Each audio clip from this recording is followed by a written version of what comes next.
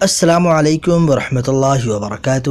کسی سوال کرنے والے نے سوال کیا، میں نے بہت زیادہ سنا ہے کہ عورت کے لیے اسلامی تعلیمات کے مطابق بال کاٹنا جائز نہیں ہے، حالانکہ میں یہ سمجھتی ہوں کہ عورت کو وقتاً فوقتاً بال کاٹنے کی ضرورت پڑتی رہتی ہے۔ تو کیا اس مسئلے کی تفصیل مل سکتی ہے؟ میں نے سنا ہے کہ عورت پر اپنے بالوں کو جس قدر ممکن ہو سکے لمبا کرے اور اپنے بال نہ تو منڈوائے اور نہ ہی کتروائے، کیونکہ اس طرح عورت کے لمبے بال روز قیامت اس وقت پردے کا باعث بنے گی جب قیامت کے دن سب برہنہ یعنی ننگا اٹھائے جائیں گے۔ تو کیا یہ بات صحیح ہے اور کیا اس بات کی کوئی دلیل ہے؟ الحمدللہ رب العالمین۔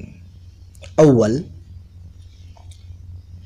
اہل علم نے عورتوں کے لیے سر کے بال کاٹنے پر اور نہ کاٹنے پر تفصیل سے لکھا ہے، اور وہ یہ ہے: نمبر 1، اگر عورت اپنے کٹے ہوئے بالوں کو اجنبی لوگوں کے سامنے کھلا رکھے۔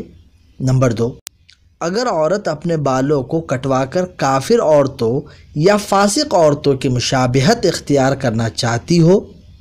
نمبر 3، اگر کوئی عورت اپنے بال کو اس طرح کٹوائے جس کی وجہ سے مردوں کے بالوں جیسی صورت بن جائے۔ نمبر 4، عورت کے بال کوئی اجنبی مرد کاٹے، اور عام طور پر یہی دیکھا جاتا ہے کہ سیلون پر اجنبی مرد ہی موجود ہوتے ہیں۔ نمبر 5، اگر عورت اپنے بال خاوند کی اجازت کے بغیر کٹوائے۔ اس طرح کی حالت میں عورتوں کے لیے بال کٹوانا حرام ہے، اس میں کوئی شک شبہ نہیں ہے، اور ان حالت میں بال کٹوانے کی حرمت بھی واضح ہے، یعنی حرام ہونے کی واضح دلیل موجود ہے۔ 2، اگر خاتون کا بال کٹوانے کا مقصد اپنے شوہر کو خوش کرنا ہے یا انتہائی لمبے بالوں کی وجہ سے بال کی دیکھ بھال کرنے میں مشکل پیش آتی ہے، یا اس کے علاوہ کوئی صحیح اور جائز وجہ ہو، تو پھر بال کٹوانے میں علماء کرام کے یہاں صحیح موقف کے مطابق کوئی حرج نہیں ہے، کیونکہ عادت کے متعلق بنیادی قاعدہ یہی ہے کہ جب تک عادت کے متعلق حرام ہونے کی اصلیت نہیں آتی اس وقت تک ان کا حکم جائز ہوتا ہے، اور شریعت میں ایسی کوئی ممانعت نہیں ہے جس میں عورت کو بال کاٹنے سے منع کیا گیا ہے، بلکہ شریعت میں ایسے دلائل موجود ہیں جو بال کاٹنے کے جواز پر دلالت کرتی ہے، یعنی بال کاٹنے کی دلیل ملتی ہے۔ جیسے کہ ابو سلمہ بن عبد الرحمن رحمہ اللہ کی روایت ہے، وہ کہتے ہیں کہ نبی کریم صلی اللہ علیہ وسلم کی بیویاں اپنے سر کے بالوں کو اتنا کاٹ دیتی تھی کہ وہ وفرہ بن جاتی تھی۔ حدیث کے عربی الفاظ میں الوفرہ سے مراد ایسے بال ہیں جو کندھوں سے تھوڑے لمبے ہوں۔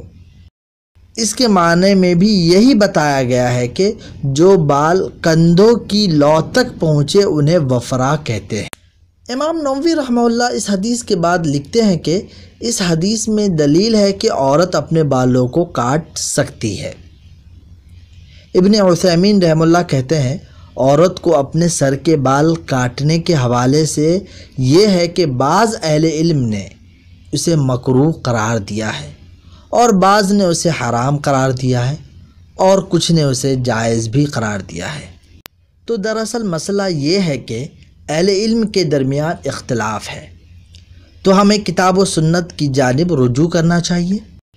اس لیے مجھے اب تک ایسی کسی دلیل کے بارے میں علم نہیں ہے جس میں عورت کے لیے سر کے بالوں کو کاٹنا حرام ہو، اس لیے سر کے بالوں کو کاٹنا اصولی طور پر جائز ہوگا، اور اس میں رواج کو اہمیت دی جائے گی، اس لیے کہ پہلے زمانے میں عورتیں لمبے بال رکھنا پسند کرتی تھیں اور لمبے بالوں کی وجہ سے فخر بھی کرتی تھی۔ خواتین اپنے بالوں کو شرعی یا جسمانی ضرورت کے بنا پر ہی بال کاٹتی تھی، جبکہ کراہت کے حکم پر غور و فکر کیا جا سکتا ہے۔ ویسے بھی صحیح مسلم میں روایت موجود ہے کہ نبی کریم صلی اللہ علیہ وسلم کی بیویاں آپ صلی اللہ علیہ وسلم کی وفات کے بعد اپنے سر کے بالوں کو اتنا کاٹ دیتی تھی کہ وہ وفرہ بن جاتی تھی۔